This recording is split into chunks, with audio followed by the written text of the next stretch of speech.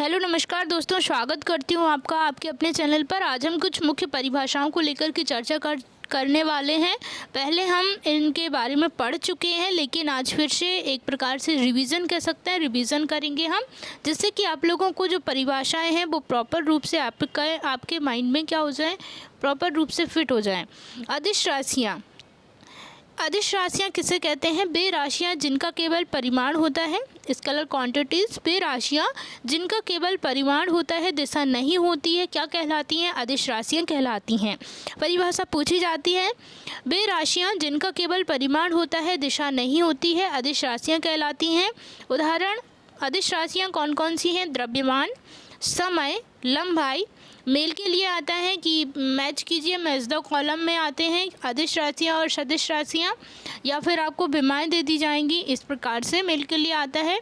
तो अदिश राशियाँ कौन कौन सी हैं? द्रव्यमान, समय, लंबाई, तापमान, कार्य, ऊर्जा, दाब, विशिष्ट ऊष्मा, विद्युत आवेश, विद्युत धारा, आवृत्ति, विभव इत्यादि। ये सब क्या है? अदिश राशियाँ हैं। अब हम पढ़ेंगे वेक्टर क्वांटिटी, सदिश राशियों के बारे में। सदिश राशियाँ क्या होती हैं? वे राशियाँ जिनको व्यक्त करने के लिए परिमाण के साथ साथ दिशा की भी आवश्यकता होती है, क्या कहलाती हैं? सदिश राशियाँ कहलाती हैं। सदिश राशियाँ कौन कौन सी हैं? वेग, त्वरण, बल, वेग, त्वरण, बल, आघूर्ण, आवेग, आयाम आदि। डिस्टेंस, दूरी किसे कहते हैं? दूरी की परिभाषा क्या होगी? दूरी की होगी किसी वस्तु द्वारा किसी मार्ग पर चली गई कुल लंबाई को वस्तु द्वारा चली गई दूरी कहते हैं। किसी वस्तु द्वारा किसी मार्ग पर चली गई कुल लंबाई को वस्तु द्वारा चली गई दूरी कहते हैं। डिस्प्लेसमेंट, विस्थापन किसे कहते हैं? वस्तु की प्रारंभिक एवं अंतिम स्थितियों के बीच दिशीय डायरेक्शनल दूरी को उस वस्तु का विस्थापन कहते हैं। चाल को इंग्लिश में क्या बोलते हैं? स्पीड बोलते हैं। और स्पीड की परिभाषा क्या होगी? इकाई समय में किसी वस्तु द्वारा चली गई दूरी को उस वस्तु की चाल कहते हैं। इकाई समय में, यूनिट टाइम में, इकाई समय में किसी वस्तु द्वारा चली गई दूरी को उस वस्तु की चाल कहते हैं। वेलोसिटी, वेग हो जाएगा, वेलोसिटी वेग। किसी निश्चित दिशा में वस्तु द्वारा इकाई समय में चली गई दूरी को उस वस्तु का क्या कहते हैं? वेलोसिटी कहते हैं। त्वरण, किसी वस्तु के वेग परिवर्तन की दर को क्या कहते हैं? त्वरण कहते हैं। किसी वस्तु के वेग परिवर्तन की दर को त्वरण कहते हैं। वर्ग, कार्य को इंग्लिश में क्या कहते हैं? वर्ग कहते हैं। किसी वस्तु पर कोई बल लगाकर उसकी स्थिति में परिवर्तन करना क्या कहलाता है? कार्य कहलाता है। शक्ति या सामर्थ्य, पावर। किसी मशीन या व्यक्ति द्वारा कार्य करने की दर को सामर्थ्य या शक्ति कहते हैं। अब जैसे कि आप मान सकते हैं कि कपड़े धोने वाली मशीन मान सकते हैं, तो उसमें शक्ति लग रही है, पावर लग रहा है वॉशिंग मशीन में। इस प्रकार से कोई भी उदाहरण आप ले सकते हैं, आपके माइंड से भी आप एग्जाम्पल चूज़ कर सकते हैं। किसी मशीन या व्यक्ति द्वारा कार्य करने की दर, व्यक्ति भी काम करता है, कंप्यूटर में काम कर रहा है, तो उसकी शक्ति लग रही है, उसमें पावर लग रहा है, और कार्य कर रहा है, वो वर्क कर रहा है, तो उसे क्या कहेंगे? कार्य कर रहा है, शक्ति लग रही है, शक्ति कहेंगे। ठीक है। अगर आप एक्सपेरिमेंट द्वारा या फिर एग्जाम्पल के तौर पर याद करेंगे ना, तो आप लोगों को ये परिभाषाएं क्या है, बहुत ही आसान तरीके से याद रहेंगी, और कहीं भी आप प्रॉपर रूप से उसका यूज़ कर सकते हैं, आपको तुरंत याद आ जाएंगी ये परिभाषाएं। इसीलिए एग्जाम्पल के साथ पढ़िएगा, कहीं भी माइंड लगाइएगा कि यार हाँ ये शक्ति है, यहाँ पर वर्क हो रहा है, यहाँ पर कार्य हो रहा है, यहाँ पर पावर लग रहा है, कोई भी काम कर रहे हैं तो आप। एनर्जी, ऊर्जा, किसी वस्तु के कार्य करने की क्षमता को उस वस्तु की क्या कहते हैं? एनर्जी कहते हैं, ऊर्जा कहते हैं।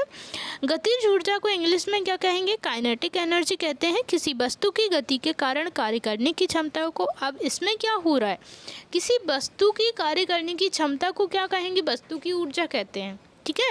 गतिज ऊर्जा किसे कहते हैं? किसी वस्तु की गति के कारण, अगर कोई वस्तु गति कर रही है, उसके कारण जो कार्य करने की क्षमता, अगर कोई वस्तु गति कर रही है और उसकी जो जो वो वर्क कर रहा है, उसके कारण जो वो वस्तु गति कर रही है उसके कारण, और फिर वर्क करने की क्षमता को उसकी क्या कहेंगे, काइनेटिक एनर्जी कहते हैं। पोटेंशियल एनर्जी स्थितिज ऊर्जा, किसी वस्तु में उसकी स्थिति अथवा अवस्था के कारण विद्यमान कार्य करने की क्षमता को उस वस्तु की स्थितिज ऊर्जा कहते हैं। फोर्स, बल किसे कहते हैं, बल धक्का या खिंचाव है जो एक निकाय से दूसरे निकाय के मध्य कार्य करते हैं। बल, जैसे कि आप मान सकते हैं, एक मैं एग्जांपल दूं आपको, तो फोर्स के लिए एक एग्जांपल, सबसे अच्छा उदाहरण आप मान सकते हैं, हम टेंपल जाते हैं तो वहाँ पर बहुत अधिक जो व्यक्ति होते हैं, पीपल होते हैं, बहुत से लोग होते हैं, वहाँ पर भीड़ होती है, बहुत सी पब्लिसिटी की, वहाँ पर फोर्स लगता है, बल लगता है दर्शन करने के लिए। बहुत मतलब ईज़िली समझाना चाहती हूँ मैं आप लोगों को, बिल्कुल ईज़िली तरीके से आपको मतलब माइंड में क्या हो, फिट हो जाए वो चीज़, आप लोगों को याद आए कि हाँ मैं मंदिर आया, ये मेरा मंदिर आए, मैं ये क्या कर रहा हूँ या फिर मैं ये क्या कर रही हूँ, ये फोर्स हो रहा है, क्या हो रहा है, फोर्स हो रहा है, बल लग रहा है, धक्का लग रहा है, खिंचाव लग रहा है। या फिर आप नीचे से, पहले कुएँ होते थे, हम क्या करते थे, पहले के लोग जो प्राचीन काल मध्यकालीन मेडाइवल हिस्ट्री में आप लोगों ने पढ़ा होगा, जो पहले के लोग होते थे और अभी भी कुछ गांव में विलेज में लोग होते हैं, वो कुएं बना दिए जाते हैं, कुएं से पानी खींचते हैं, तो रस्सी का खिंचाव लगता है, उसी प्रकार से आप लोगों को बिल्कुल मतलब फोर्स लग रहा है, बल लग रहा है उसमें खींचने के लिए, आप ऊपर की ओर उस बाल्टी को खींच रहे हैं वाटर की, तो उसमें खिंचाव लग रहा है। बल, धक्का या खिंचाव है जो एक निकाय से दूसरे निकाय के मध्य क्या करते हैं, कार्य कर रहे हैं। बाल्टी आपके लिए और आप फोर्स लगा रहे हैं, आप ऊपर की ओर खींच रहे हैं, फोर्स लग रहा है। या फिर आप कोई बॉल फेंक रहे हैं, फेंकने पर आपका बल लग रहा है, क्रिया कर रहे हैं आप। गुरुत्वाकर्षण बल, ग्रेविटेशनल फोर्स, दो पिंडों में उनके द्रव्यमान के कारण आकर्षण बल को गुरुत्वाकर्षण बल कहते हैं। दो पिंडों में उनके द्रव्यमान के कारण आकर्षण बल को गुरुत्वाकर्षण बल कहते हैं। उदाहरण के तौर पर देख सकते हैं, पृथ्वी के चारों तरफ चंद्रमा तथा अन्य उपग्रहों का घूमना। पृथ्वी के चारों तरफ चंद्रमा घूमता है, पृथ्वी के चारों तरफ चंद्रमा तथा अन्य उपग्रहों का घूमना। संवेग मोमेंटम, किसी पिंड के द्रव्यमान तथा उसके वेग के गुणनफल को क्या कहेंगे, पिंड का संवेग कहते हैं। क्या कहते हैं, पिंड का संवेग कहते हैं। आप लोगों को समझ में आ रहा होगा, किसी पिंड के द्रव्यमान तथा उसके वेग के गुणनफल को पिंड का संवेग कहते हैं। क्या कहते हैं, पिंड का संवेग कहते हैं, मोमेंटम कहते हैं। बल आघूर्ण, किसी बाह्य बल द्वारा एक पिंड को किसी अक्ष के परितः घूमने की प्रवृत्ति को बल आघूर्ण कहते हैं। किसी बाह्य बल द्वारा एक पिंड को किसी अक्ष के परितः घूमने की प्रवृत्ति को बल आघूर्ण कहते हैं। क्या कहते हैं, बल आघूर्ण कहते हैं। अब जड़त्व आघूर्ण किसे कहते हैं, जड़त्व आघूर्ण, मूवमेंट ऑफ इनर्शिया, किसी पिंड का घूर्णन अक्ष के परितः। जड़त्व आघूर्ण उस कण के द्रव्यमान तथा उसकी अक्ष से दूरी के वर्ग के गुणनफल के क्या होता है, बराबर होता है। गुरुत्व, ग्रेविटी किसे कहते हैं, गुरुत्व किसे कहते हैं। गुरुत्व वह आकर्षण बल है जिससे पृथ्वी किसी वस्तु को अपने केंद्र की ओर खींचती है। क्या होता है, गुरुत्व वह आकर्षण बल है, ग्रेविटी वह आकर्षण बल है जिससे, वह फोर्स है। ग्रेविटी क्या है, ग्रेविटी वह आकर्षण फोर्स है जिससे पृथ्वी किसी वस्तु को अपने केंद्र की ओर क्या करती है, खींचती है। प्रत्यास्थता इलास्टिसिटी, यह किसी वस्तु के पदार्थ का वह गुण है जिसके कारण वस्तु किसी विरूपक बल के कारण उत्पन्न आकार अथवा रूप के परिवर्तन का क्या करती है, विरोध करती है। और जैसे ही विरूपक बल हटा लिया जाता है, वह वस्तु अपनी पूर्ण स्थिति को प्राप्त कर लेती है। पृष्ठ तनाव सरफेस किसी द्रव का पृष्ठ तनाव वह बल है जो कि द्रव के पृष्ठ पर खींची गई किसी काल्पनिक रेखा की एकांक लंबाई पर पृष्ठ के तेल में तथा रेखा के लंबवत कार्य करता है। संसंजन बल एक ही पदार्थ के अणुओं के बीच कार्य करने वाले आकर्षण बल को क्या कहते हैं? संसंजन बल कहते हैं। एक ही पदार्थ के अणुओं के बीच कार्य करने वाले आकर्षण बल को संसंजन बल कहते हैं। आसंजन बल किसे कहते हैं? आसंजन बल भिन्न भिन्न पदार्थों के अणुओं के बीच कार्य करने वाले आकर्षण बल को आसंजन बल कहते हैं। भिन्न भिन्न पदार्थों के अणुओं के बीच कार्य करने वाले आकर्षण बल को क्या कहते हैं? आसंजन बल कहते हैं।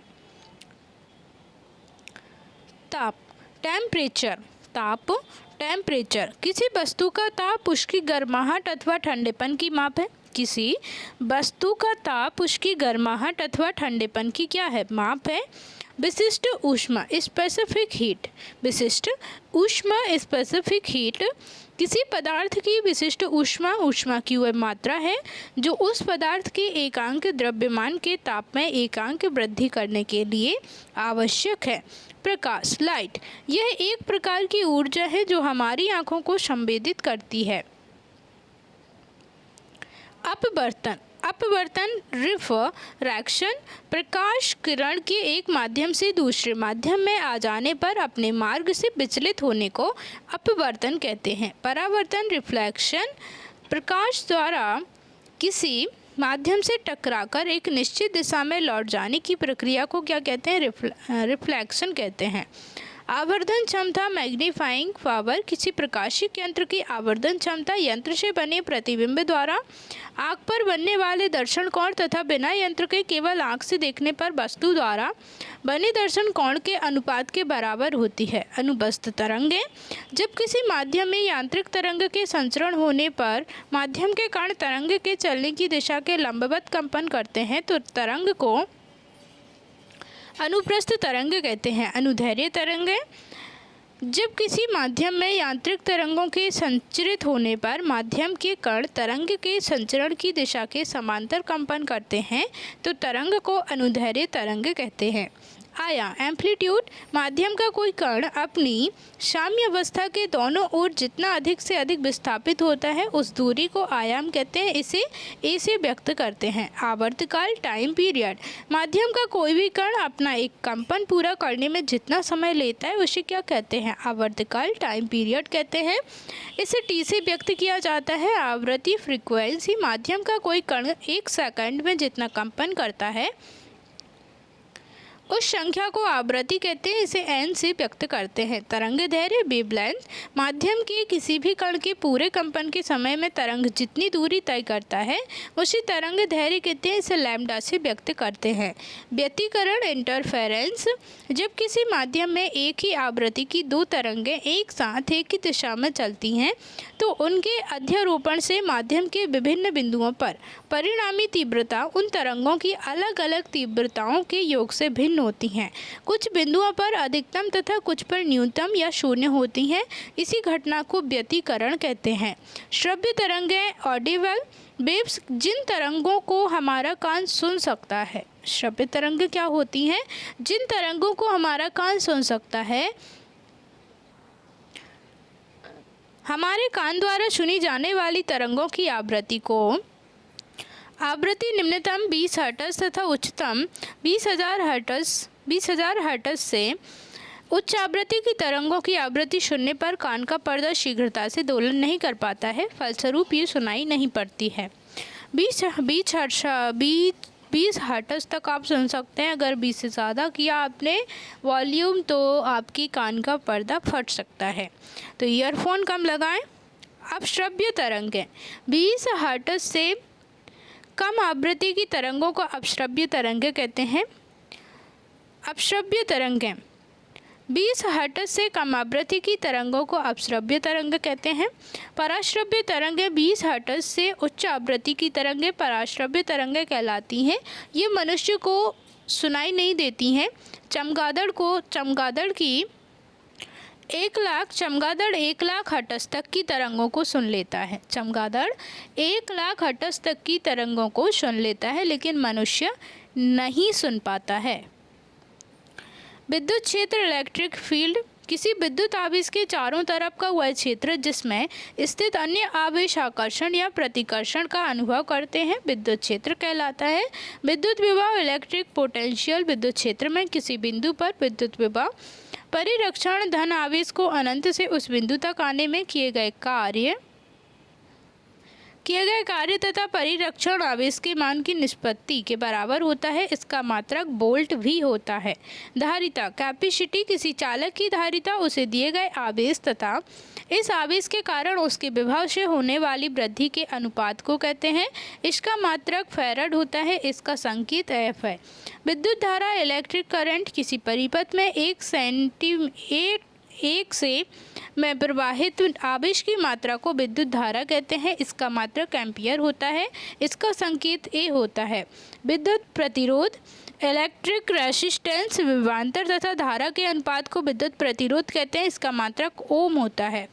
मैग्नेटिक फील्ड चुंबकीय क्षेत्र किसी चुंबक के चारों तरफ का वह क्षेत्र जिसमें किसी चुंबकीय सुई पर एक बल आघूर्ण आरोपित होता है जिसके कारण वह घूमकर एक निश्चित दिशा में ठहरती है। चुंबक का चुंबकीय क्षेत्र कहलाता है। समस्थानिक आइसोटोप्स तत्व के भिन्न भिन्न भार के परमाणुओं को जिनके रासायनिक गुण समान होते हैं समस्थानिक कहते हैं। समभारिक आइसोबर्स ऐसे तत्व जिनका परमाणु क्रमांक क्या होता है भिन्न भिन्न किंतु परमाणु भार समान होते हैं समभारिक कहलाते हैं। थैंक यू सो मच दोस्तों, जुड़े रहिएगा आप लोग। वीडियो को पूरा ज़रूर देखिएगा, अंत तक देखिएगा। वीडियो पसंद आए तो लाइक कीजिएगा और शेयर ज़रूर कीजिएगा। तब तक के लिए बाय बाय।